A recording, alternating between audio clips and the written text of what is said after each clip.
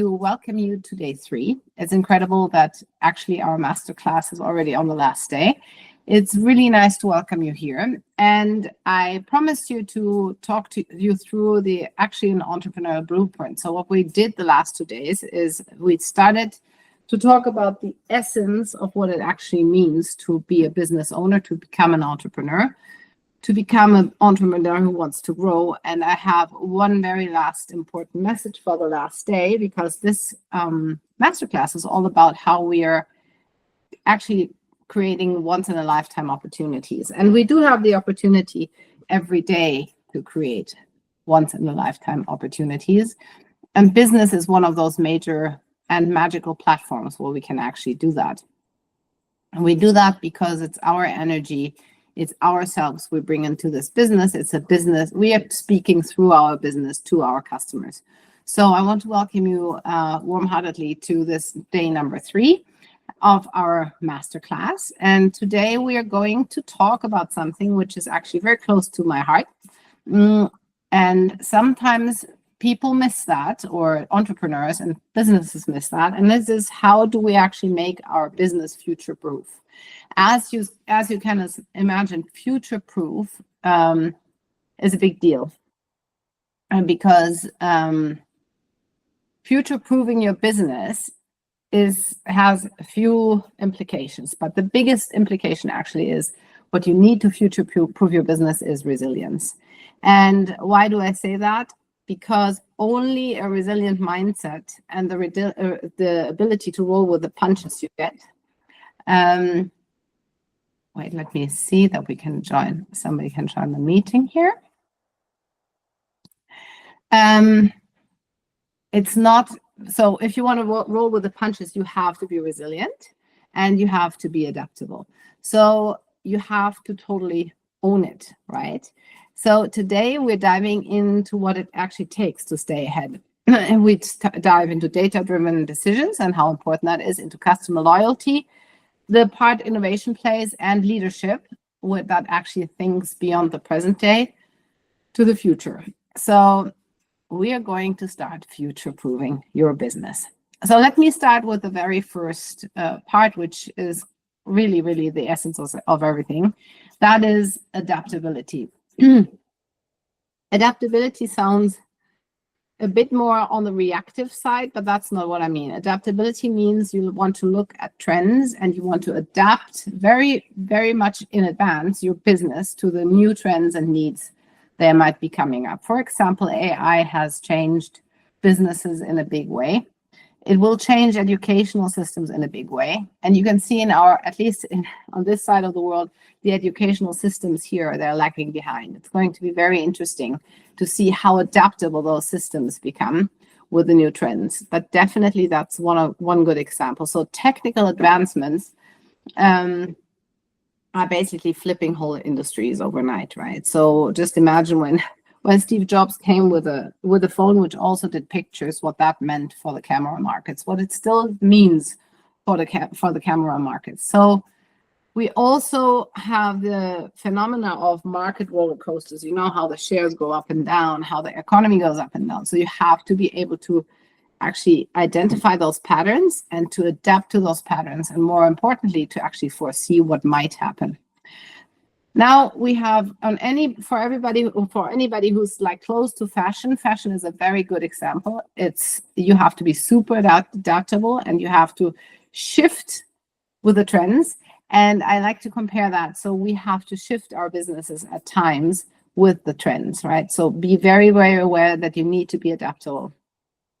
And then we have the last big point, that's global competition. Today, you don't only have local competition. In the past, you had local competition, you had a competitive landscape, which was pretty much, manageable, overseeable. Today, the whole world competes. If you look at the strong footprint a lot of those Chinese providers have, also here in Europe, like Temu or Alibaba, you see that they're kind of interrupting whole markets. And that's one of those typical global competitors, but also one of those trends which needed to be predicted, and you have to be able to pivot, right? Now, How do you do that? You have to be agile, right? You have to be agile, you have to be adaptable, and you have to act. So one of my big things is the strategy is fine and dandy. You have to execute, right? Yesterday I said the strategy is simple. You have to build your client base and you have to sell to them. So you have to build your client base, you have to sell to them. So what that actually means, you have to be proactive, you have to act. Do not react. If I work with clients, a lot of my clients I work with, it's a very tactical part of business. And I think I mentioned that yesterday. So what you don't want to do, you want to build your future. That means you're going to, I always call it, you're paying into a future account by acting every day towards that goal you have. And that goal is not a tomorrow's goal. That goal needs to be a 3 to 5 year goal if you really want to create a business that's sustainable. So that's kind of the adaptability part. Now, what do we actually do, right? What is it we need to do? The first thing we need to look into is, where does data come into this whole thing? And as I said, at the beginning, impact is definitely my fuel. So creating impact is what actually lights me up, right? What's my fuel? That's my big why. But there's another why, because intuition is my compass. So I'm definitely somebody, I do use data, obviously.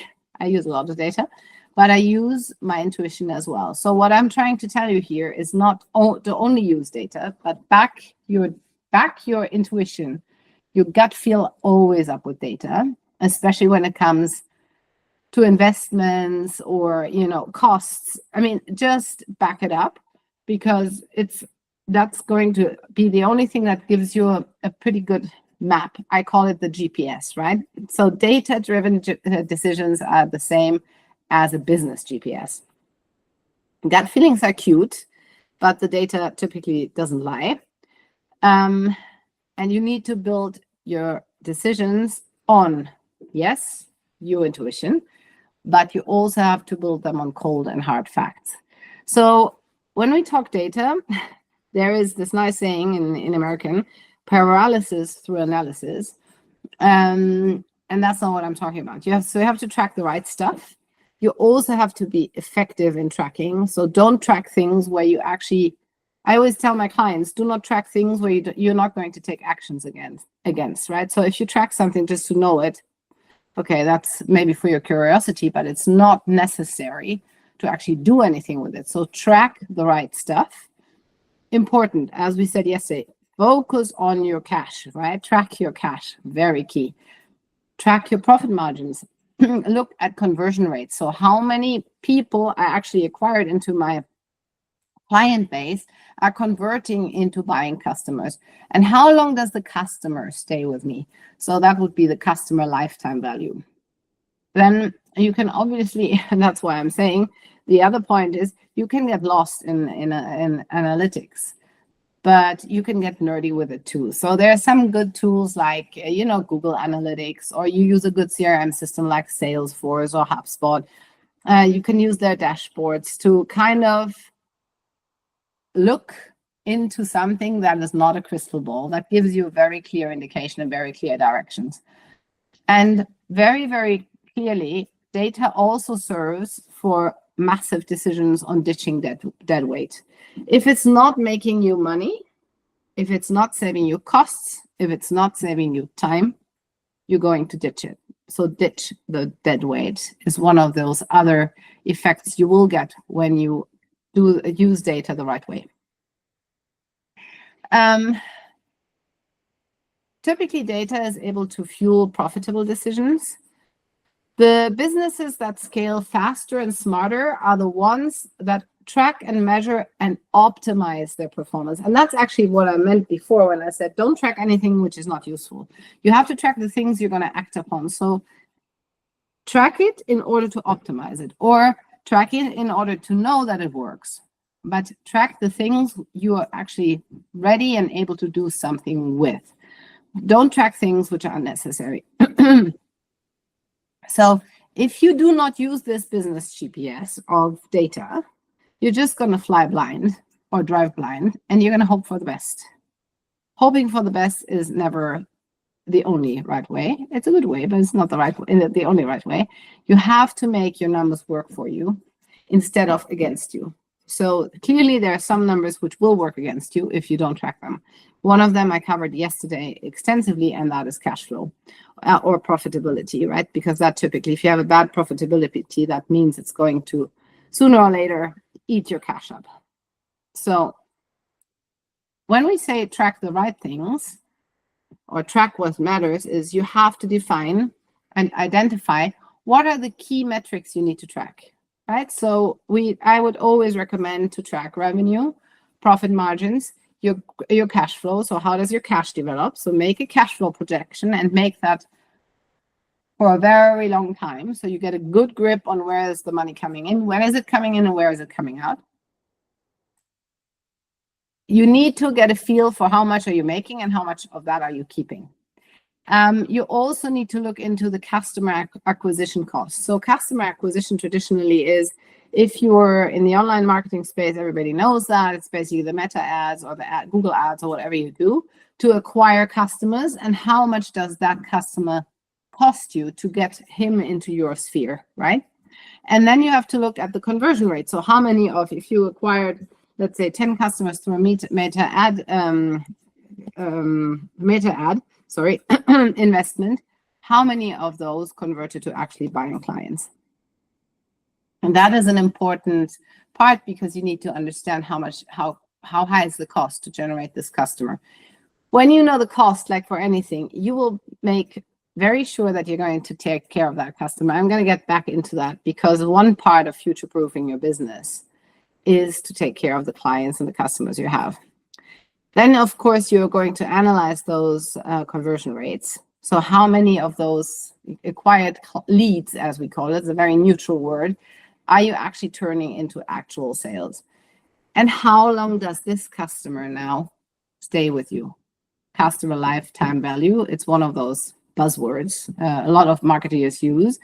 But it's basically saying how much revenue does each of those acquired customers bring to your business over time, right? So, and that's actually in subscription models that works really well, because you kind of know he's subscribed, so you can have a very nice calculation on the customer lifetime value in that case. But you can create a customer lifetime value metric in a very easy way, but it's really important that you track that. It is a key. So because the customer lifetime value will show you how well you're able to retain clients. I said it, I think yesterday or the day before, is always much more expensive and costly to acquire a new client than to sell more to an existing client.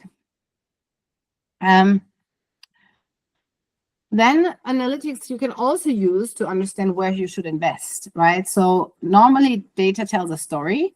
So you need the right tools to measure what's happening in your business, right? So if you see that that a certain project doesn't really bring you, so you're basically, you planned out this project, you planned out a small profit and loss statement for this project, you're measuring it and you see it doesn't give you a return on investment, then it's time to either tweak what you're doing, right? Don't keep doing the same thing, because you're going to keep getting the same result, typically a worse result.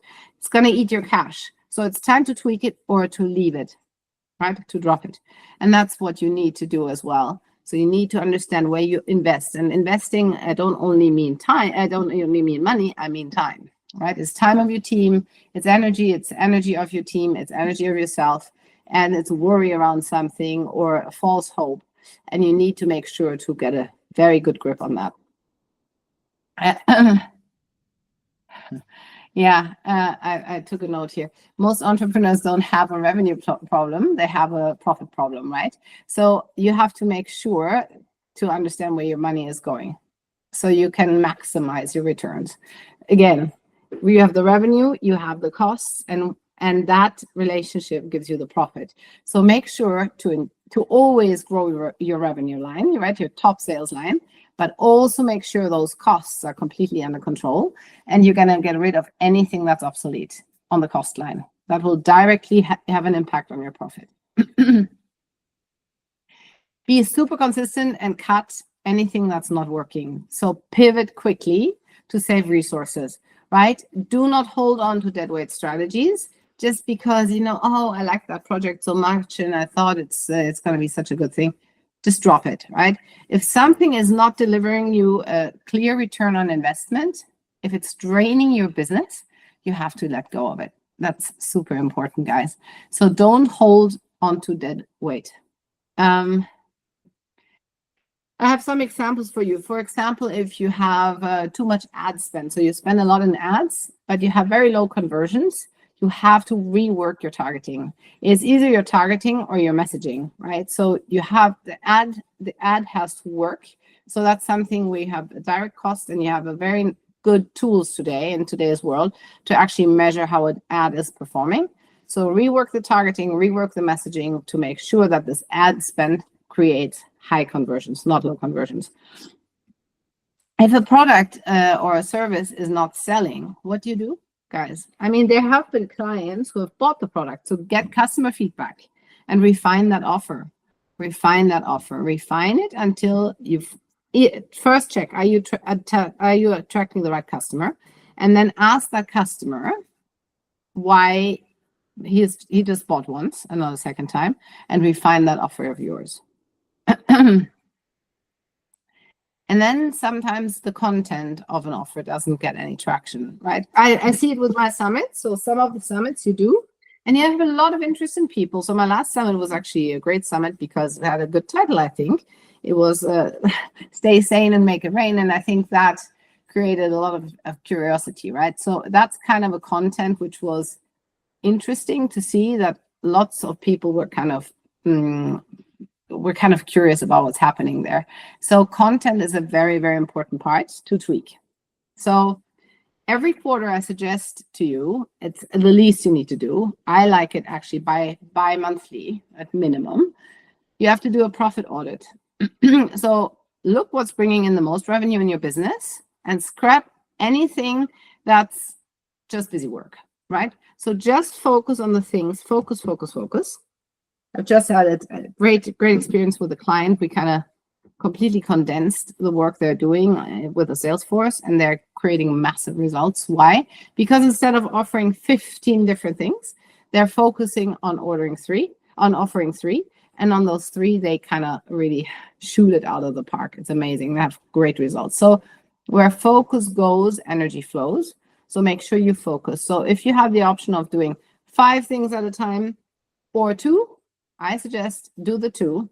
Make sure those 2 work really well and put all your energy and all your focus behind that, because that's going to be the best route for you to don't spread yourself out too thinly, but to really convert those potential purchases into clients into effective clients who you're going to retain and be able to sell more to. For the metrics, I have a lot of things I can obviously teach you on metrics. But the bottom line is I would really like you to look into profitability on a regular basis, into cash, as I said yesterday, sorry to repeat myself, into the customers you are actually getting into your funnel and into the conversion rates of those customers. And please stop wasting time and money on what doesn't work, right? So if you want consistent growth, sustainable profits, and an efficient business, and a business that's actually future-proof, you have to track your numbers because your business depends on it, right? So please, only if you have the cash flow, the profit, and your numbers in line, you'll be able to survive. Most of the businesses, I think, end up not working in the first 5 years. There's actually crazy statistics.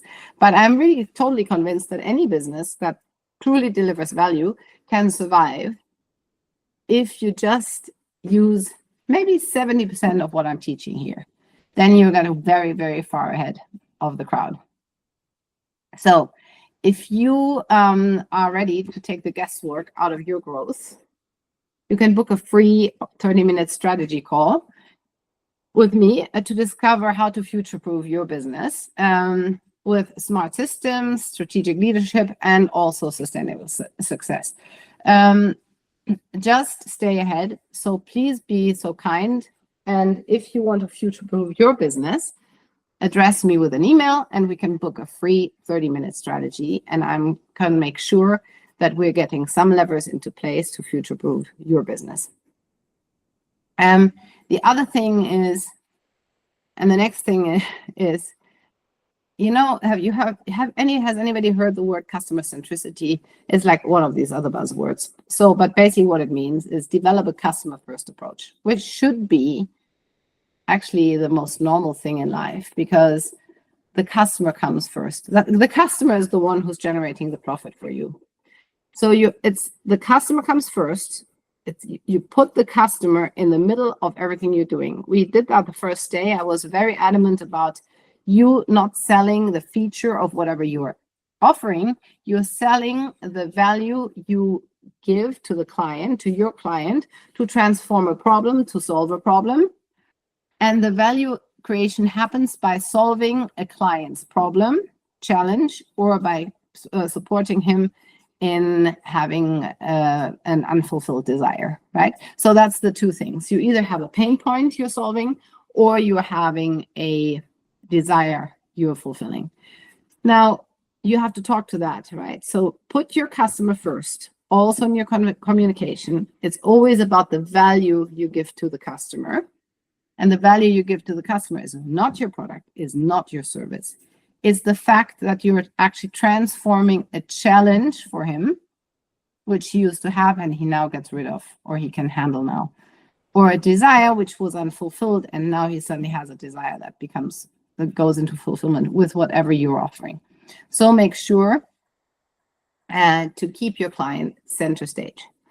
It's always easier to keep a client than to get a new one, right? So please focus on delivering unmatched value and creating that experience that keeps customers coming back. And you can create an experience with any product, and services are even easier. Any product or any service can actually make sure that you can have an amazing experience. And the experience, why is that important? Because remember what I said, first comes the feeling, then comes the logic. So you want to make sure that the customer has a good feeling buying your product or having bought your product or having bought your service. You also have to understand their journey. Now, there's another buzzword, the customer journey. So what does that actually mean? It's one of those words which doesn't have a lot of content if you don't really clarify it. The customer journey means nothing less but the customer experience. So basically, how did they discover, from discovery to the actual purchase? That's the whole journey. So as somebody gets curious, sees an ad or something, now he's curious, right? Then the next step would be, how does this person actually end up contacting you? Next part. And how does this person now convert that curiosity into, so that discovery journey, into a purchase? And then from that purchase, and that's the key part, to a long-term engagement, right? To a long-term engagement. On some product level, that's easier. But if you're in a highly competitive marketplace, like I've only worked in highly competitive marketplaces. So if you look at cosmetics, for example, highly competitive, how do you actually create this, long-term engagement of a client? So what you typically do, if you sell a very expensive skincare product, you give him a nice leaflet, which basically tells him how to apply that product, what to do. Then you give him a hotline where he can call if there's any challenges, or if he wants to, or she wants to know something else. So there's a long-term engagement with that client. After a while, you can go back to the client and say, how did you enjoy the journey with our new XYZ skincare cream? And you will get a customer feedback. So, and all of that goes into your CRM system, for example. And that CRM system then is your data you will need to actually future-proof your business more, and to also have a good platform to evolve to the next step, meaning to create the next innovation, for example. Then there's this factor of wow moments. What does that mean? You have to surprise and delight your clients. when you buy a new car, at least when I bought a new car, they came with a whole, thing of, and I'm not driving a super expensive car, but they came like with, they pulled off the sheet of the car and at the car dealership, and it was actually a used car, but nice used car. And so they pulled off the thing and they gave me this big bunch of flowers, and it was one of those wow moments. So you go, wow. And, it's not only the association with the car, and now the car dealership where I went, I would always go back there because the experience was just great. So it was an above and beyond service. And it was a super personalized experience, right? So they even put my name on there, and it was really, really cool. So that's a wow moment. So anytime you get the chance to create wow moments, a wow moment always works, especially in terms of connecting to your client. And then, of course, on some levels, community is good. If you're looking at, for example, pet care industries, a community is fantastic. So you have people they buy products, but they're also within a community. So they now can exchange, message information with one another. They can share, challenges with their animals. They can share funny stories. They can share videos, memes. So that's a nice thing as well. Communities are fantastic, not for every industry, but it does create a massive sense of belonging. And it has this part of creating an experience as well. And that fosters loyalty. So you're fostering loyalty through that engagement. And social proof. What is social proof? Social proof is, oh, Mr. Smith also bought that product. Oh, wow. And Mrs. Miller, she is also in that community. So that's social proof. It's a really, really effective way to retain people because they're part of that community, and social proof and connection are key items within that. Please remember, said it multiple times, we'll keep repeating it because I still have so many people go, oh, we have the best product. And always if somebody starts like that, I'm always saying, okay, customers are not loyal to products. Guys, they're not. They're loyal to how they make them feel. This is why somebody like Louis Vuitton is super successful. What does it do? It gives the person who buys a Louis Vuitton bag clearly this feeling of, it's again, right, social proof, but it also gives her significance. It gives her or him this the feeling of luxury. So I am involved. I have something that actually I'm dressing with luxury. So that's the feeling, guys. That has, yes, it's a brand, and yes, it's a product. Yes, it's a bag. But God, I mean, you can buy bags from you can buy a plastic bag, made out of plastic, but it's not going to do the same trick. It's going to do the same. It's going to serve the same purpose, right? You can put your makeup in it and your wallet and everything, but it's not going to give you the same feeling. So customers buy feelings. And by the way, I think I spoke about that before. I have some industrial clients, and even in the industrial part of it, the feeling is you have to have more logic in that, of course, right? So because you're dealing with typically engineers are very left brain minded, but also they're going to connect to the person. They're going to see if the person they're connecting with can be trusted, right? So that's that feeling part, because if they trust the person that's presenting the product, they will actually trust the product, if that makes sense. So there is always an emotional part involved in a buyer's decision. So your job is, in any business, you have to turn buyers into super fans, because buyers who become super fans, they're going to recommend your product, they're going to give you raving reviews, and you're going to retain them for a long time. So remember, no customers, no revenue. Your customers are the biggest asset, so you have to treat them like it. Again, a customer, sadly, there is no line on the balance sheet in terms of assets, which is customers, but that's it, right? Your customers are the biggest asset. So remember that. Without customers, there is no business. So the customer experience must be king. When it comes to loyalty and retention, that's the biggest part you have to solve, right? So a great product is not enough. You have to make the customer experience king and get that loyalty and retention. Now, your ability to actually understand, engage, and nurture those customers will determine how long they stick with you or if they disappear after one purchase. So again, let me repeat that. Your ability, to understand, engage, and nurture your customers will determine whether they stick around for years or disappear after one purchase. The other part here is you have to know your customers better than they know themselves. That's a bit of a high benchmark. But what it means is you should anticipate what the customers want before they even ask. I don't know if you have that experience if you walk into a boutique, and some of those boutique people are great because they kind of look at the way you dress and then they would go, oh, we have a new whatever selection here, and they lead you directly to the right rack in the store. Then there are the other ones who go, oh, can I help you today? And then you kind of go, okay, wait a minute. I mean, I just walked in here. So that's the other one. So that's a person who doesn't anticipate what you actually want. So make sure to train yourself to anticipate what your customers could want before they even ask.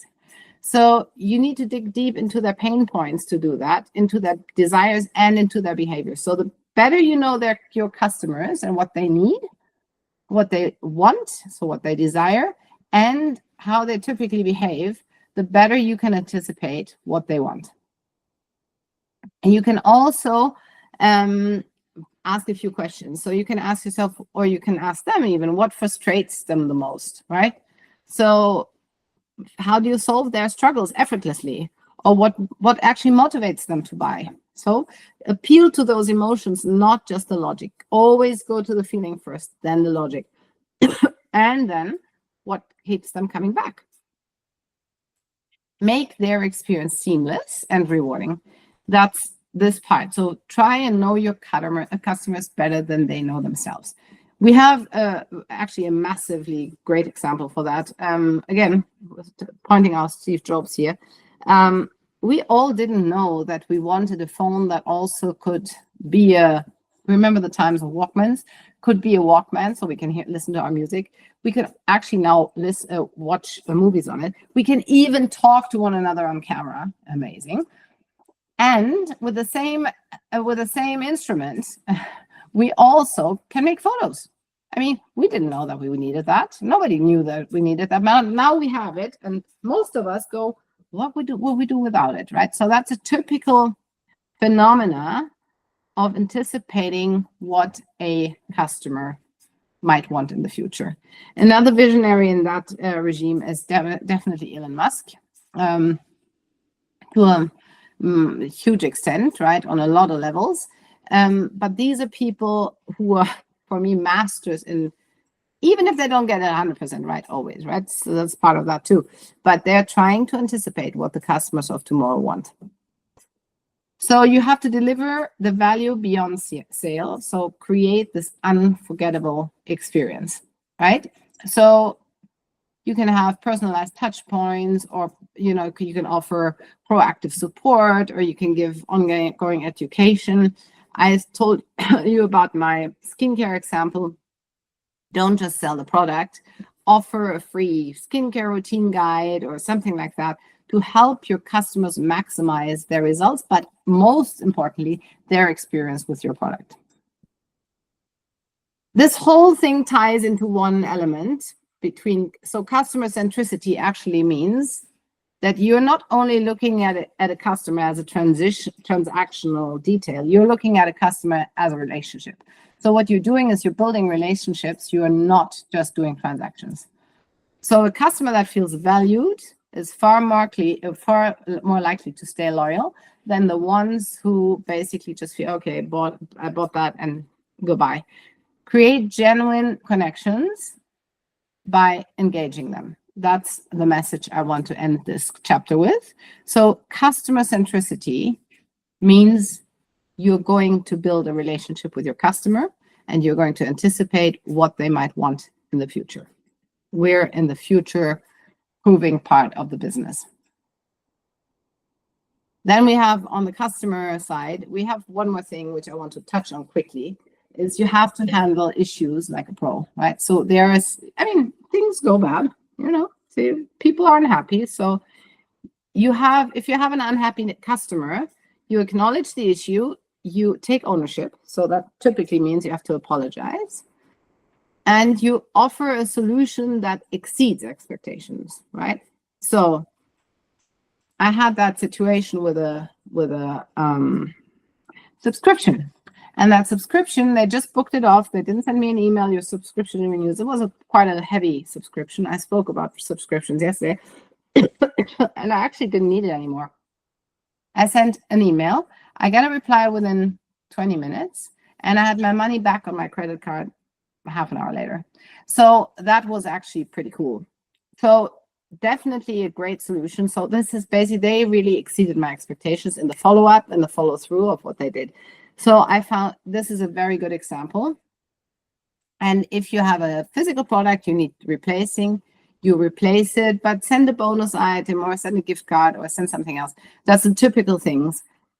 The cool thing about issues is you can actually turn those into brilliant opportunities, because once you have solved an issue like this customer is going to trust you more than a lot of other customers, right? Because you exceeded their expectations and you suddenly built this connection, this relationship I was talking about. Now we have another point to go through.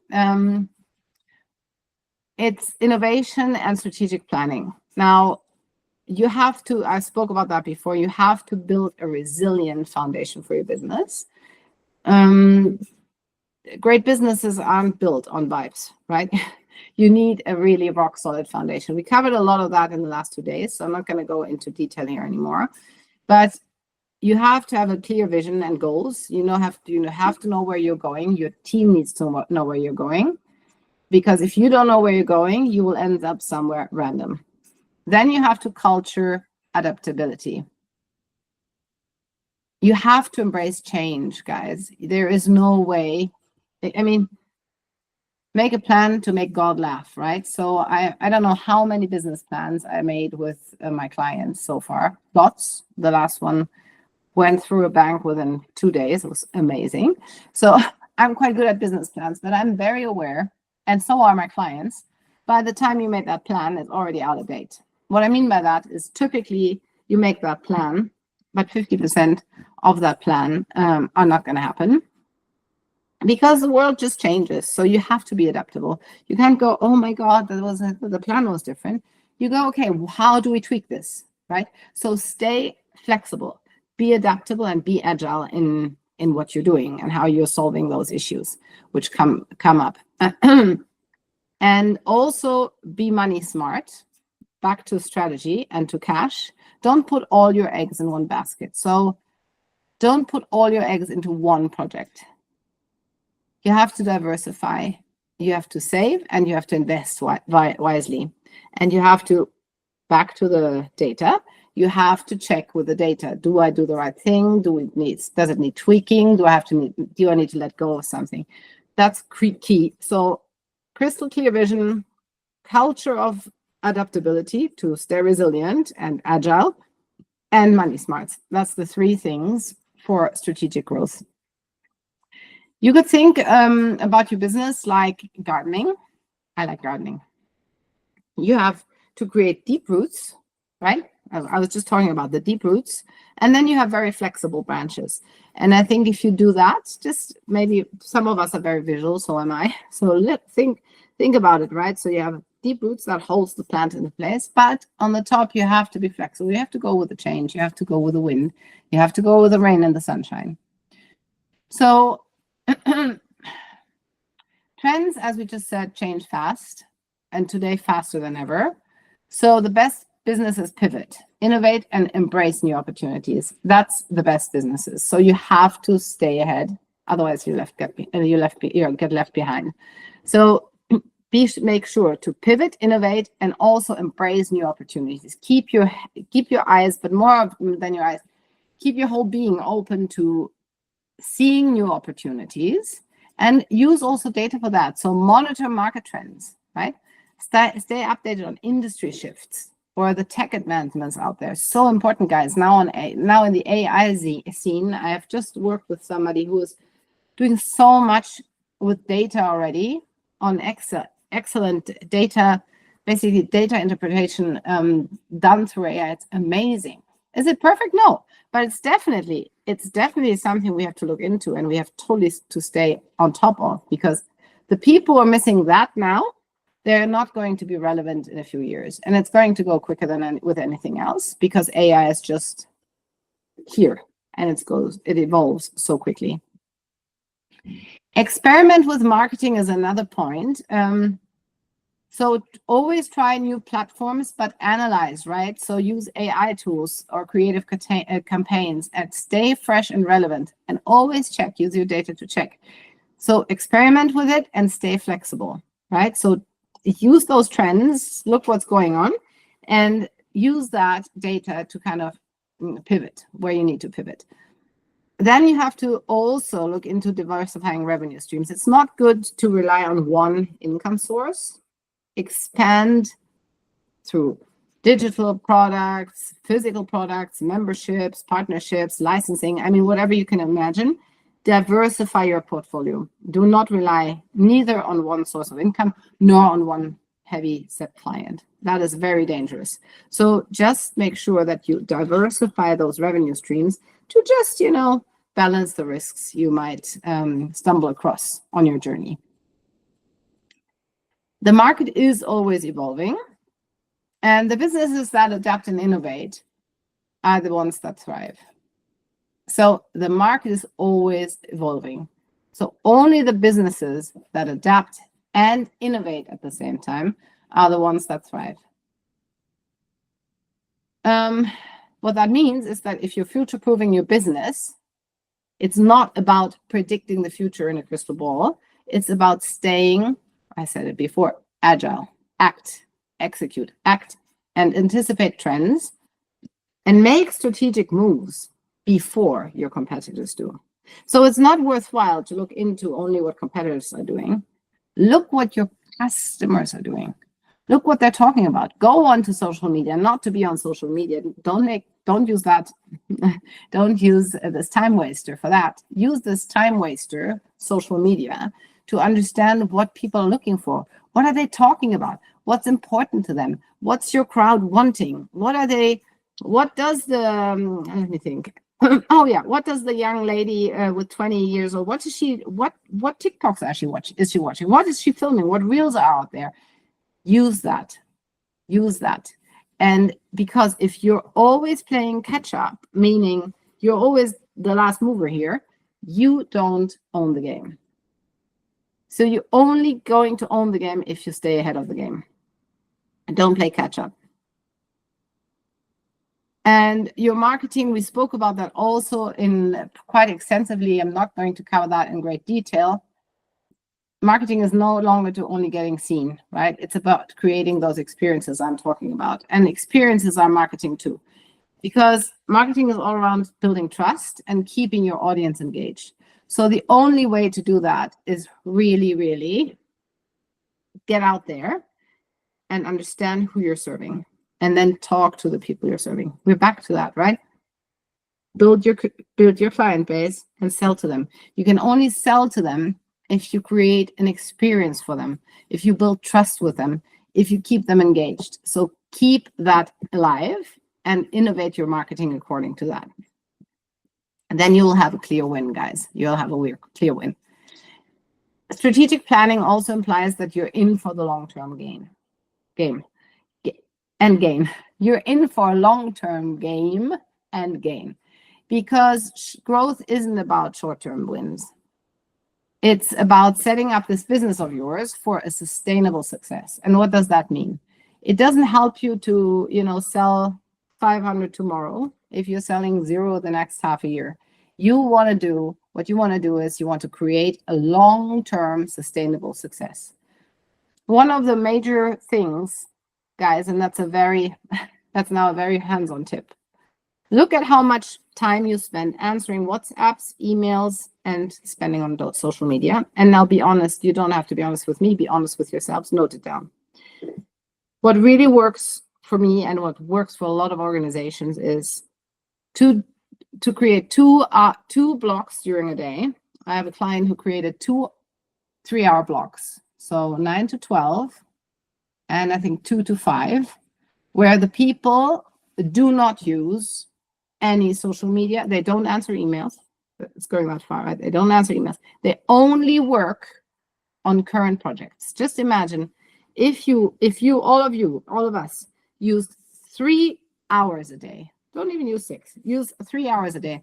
You switch off your phone, or you put it to the side.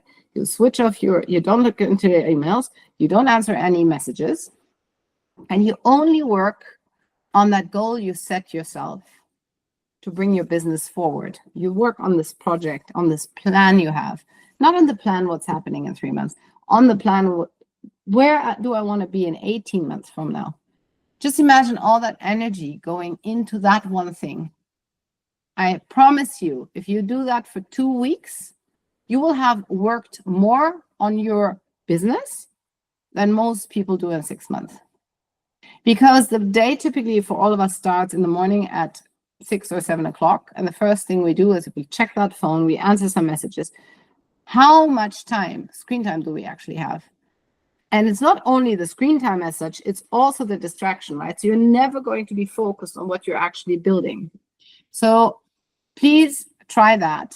Execution is that what's going to bring you forward. And you're not going to be able to execute effectively and to build a business strategically if you do not have those time blocks. So that's really one of my key teachings I want to provide you with here. And it comes from my own experience. We talked about the revenue streams, and by now you have had a lot of information. So I think you've got the ambition. So now let's build the strategy, right? So if you want to book a 30-minute business call to unlock your tailored strategies to boost your revenue and streamline your systems and future-proof you for your success, just send me a message and I'll be happy to offer you that free call, and we'll make sure to get some first transformations going. It's quite an interesting process you'll go through, and you'll have part of your business blueprint just there in the first 30 minutes with me. I want to talk quickly about the embracing AI, automation, and tech. And we spoke about that, I think, yesterday very extensively. Just one more note here. Just use technology to stay competitive, right? So automate those repetitive tasks. Use AI for personalization. So you could use chatbots, especially for FAQs, from frequently asked questions from customers, which always are the same, which are repetitive. So a lot of consumer goods industries have that problem, you know, the customers keep asking the same question. So you can easily today use a chatbot. And invest in your digital presence. Today, digital presence is the thing. You have to have good content on your website. If you do not take care of your website, do not have a website. Let me repeat that. If you do not have good content or actual on-time content on your website, don't have a website. And the online branding are, so basically the website and your online branding, so anything you do on ads, etc., are your biggest assets, right, in the digital presence. So keep them optimized and keep them up to date. Keep working on those. Keep working on that muscle and use data to understand what works and what doesn't work.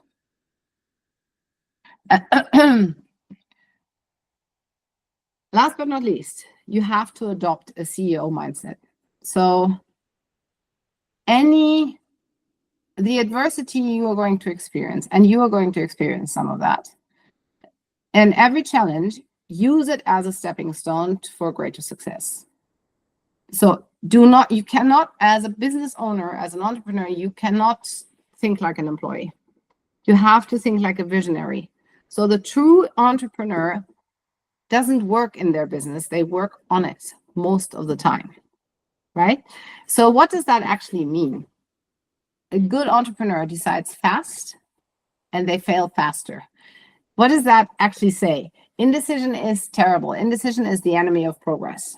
Decision always means an incision, right? Decision is always an incision. What I mean by that is you decide for something, but you let something else go. The good entrepreneur decides fast and they fail faster. What that means is they decide, they check, did it work, did it not work, and they fail fast. If they fail fast and they tweak. They learn, they adjust, and they keep moving. And they keep moving ahead. They don't they don't sit on their chair and cry. They go, okay, didn't work, let's go, right? Let's pivot. Let's do something else. Because in today's world, and it was always necessary, not only today, you need to be flexible, you need to adapt, you need to be resilient to those moments where you are so convinced it's going to work, but it didn't. So make sure to pivot quickly, right? You have to think long term. All of us totally overestimate what we're going to do in a year, and we completely underestimate what's going to happen within 3 to 5 years. So look back at your life and think 1 year, and then think 5 years ago. Look at everything that happened the last 5 years. So make sure you are going to build your moves in a scale from 3 to 5 years. And again, that plan is going to turn out very differently, but it will give you a very clear direction of which way you want to walk. The path there is going to change, but just make sure you're building that longer term vision for yourself. The other thing is you have to, as an entrepreneur, delegate and automate. Again, delegate and automate. Your team members, some of the people I work with are much smarter than me, and they're much better than me in a lot of things they do. And I love that. That's really important for me because I give them ownership, right? It's not about delegating a task. It's about saying, hey, this part of my business is so important to me, but you're the one to do it because you're great, right? So that person is taking it on, executing it to excellence. I could never done. So delegate and trust. Delegate, trust, and responsibility. And when you hire for growth, right? So you cannot hire to just say, oh my God, everybody is so overloaded. Just look at what everybody is doing before you hire, because overhead is the biggest cost in your company, typically, in most companies. So overhead is great, and if you have the right people as well, but don't use your people to do repetitive tasks. Look first what can be automated, systemized, where you can put an SOP, a standard operating process into place so things work smoother. That's a really important point about that. So you have to shift from being the doer to the leader. You cannot run your business like a taskmaster, right? A taskmaster or a toastmaster. Instead of that, you have to become a strategist. You have to lead longer term and not just execute. Okay? Lead and not just execute. So work on your business, not so much in your business. When challenges are happening, so they aren't really setbacks. Look at them as growth opportunities. They're stepping stones. So the best entrepreneurs I ever met are the ones who ask better questions. They don't go, oh my God, it's failing. No, they do the following. They go, okay, team, we have had this experience. It didn't work. So let's all come together and ask the better questions, right? So what is this teaching me? Don't ask why is this happening to me? Yeah, don't fall into the victimhood role. It's completely useless in a business, especially in anyway, but in a business framework even more. Ask what is it teaching us? What do we learn from that? Or don't say this strategy failed. No, how can we tweak this to make this work better? Because sometimes it's not the strategy that failed, it's just one part of the execution which didn't work. And don't go, I'm overwhelmed. Ask yourself, well, who actually can help me with this? And if it's not a team member, get a mentor, get a coach. This is where I come in, right? So I'm coming in where I can support people. This is what I do. Because an outside person, for an outside person, is often much easier to see what's going on than if you're in the middle of the weeds, as I always say. So what I love to do is the people I work with, I put them on top of a tree and look down at the weeds. Because the first thing we have to do is we have to get out of the weeds to see where we have to go. So a successful CEO doesn't second guess every move. they do make fast decisions and they make them informed and confident. So use the data, and it's never going to be perfect. So don't wait for, oh, it needs to be perfect. Perfection is a very bad standard because it's never going to be perfect. Go for 80%, right? And then own it and adapt whatever doesn't work. And build a mindset that where you're obsessed with growth, right? It's not just revenue, it's everything. You want to grow your mind, you want to grow your know-how, you want to grow your vision and your leadership. So invest into that learning, surround yourself with the right people. We become who we are with. So surround yourself with the right people. Your network equals your net worth, as they say. So connect with the leaders, not with the complainers. And stay future focused. So don't dwell on the past. Whatever was done was done. You have to plan for what's next. Okay? So really important. Invest in learning. Execute whatever you learn, right? Surround yourself with the right people. Your network is your net worth. And stay future focused. Now we're already at the end. It's incredible. So let me just, maybe I'm going to skip to that. I am going to come to the end here because otherwise we are going to go over time. I wanted to thank you for your attendance. I wanted to thank you for the patience of listening to me for 3 hours over the last 3 days. And I want to summarize this with future-proofing is not just a task, it's a lifestyle. So future-proofing is the fact that you have to stay curious, you have to stay bold, and you have to stay ahead, right? And you have to push the boundaries and believe in magic. So everything actually is not what it is. Think about and see what it can become, right? Look at it, what it can become. Look at the status and don't go, oh my God, I don't like the status. Look at what can become out of whatever it is you're looking at and what you're trying to do. So I want to just summarize those 3 days. So on day 1, we aligned your business identity with revenue boosting strategies.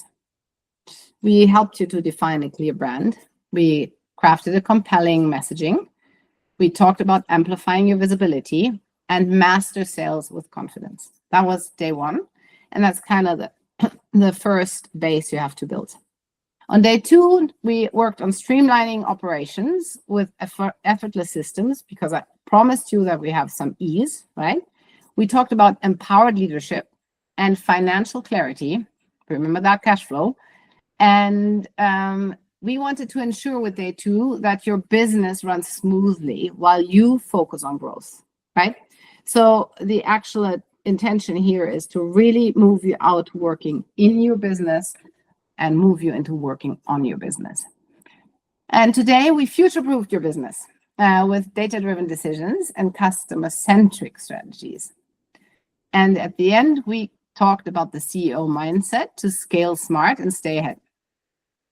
Now, I think we were able to give you to at least a small view into a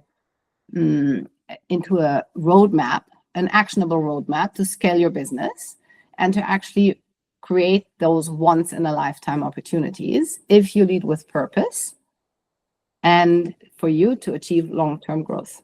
So don't just run business, lead it with clarity and confidence. Now, book your free call and book it maybe right away to create a roadmap for strategic growth, right? I can support you in leadership alignment, and we're going to make sure to get this flawless execution done so you can create the results in growth you really want. So let's turn your vision into victory. Contact me with an email and I'm happy to offer you 30 minutes of my time for free for the first massive transformation in your business. Thank you very much.